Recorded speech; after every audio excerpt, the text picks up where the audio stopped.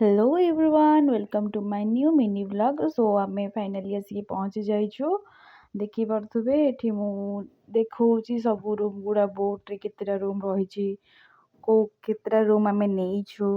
Then सब room गुड़ा भी बढ़िया हेछि। एठी बड़ा बा भी छिड़ा हेकि कथा होउचंदी, तो मु सब ट्राई करछि नबा पई।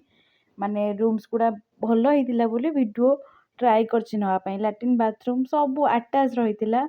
देन एठी जीजू भी छिड़ा हेइछंती। मु कहली जो टिके घुंची जा मु वीडियो करूछि, तो सेठी हसतिले समस्ते।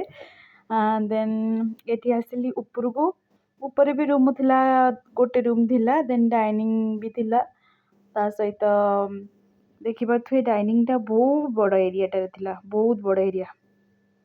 माने फैमिली ने आसिलु बोलिका एठी नेइथिलु, तो बहुत बढ़िया हेतिला।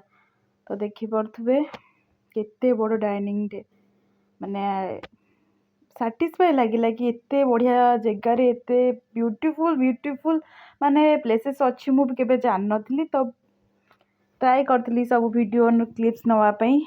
तो एटा गोटे रूम अछि आगे, एटा गोटे रूम अछि। तो सब रूम सेम, डेकोरेट टिके अलगा हेतिला, बट सब रूम गुड़ा सेम ही हेतिला। तो देखि पार्थुबे देन एठी फोटो फोटो उठिया पई कि राति रे एन्जॉय करिया पई जगहटा देखि पार्थुबे। माने बोट हाउस टा एते बढ़िया हेछि माने कहि हेबो नै। तो देखि पार्थुबे मु सब वीडियो ट्राई करछि नबा पई। देन देखि पार्थुबे आमे 4-5टा जगह पूरा बुली सारलुनी। एटा हला 5th नंबर रे पड़िछि।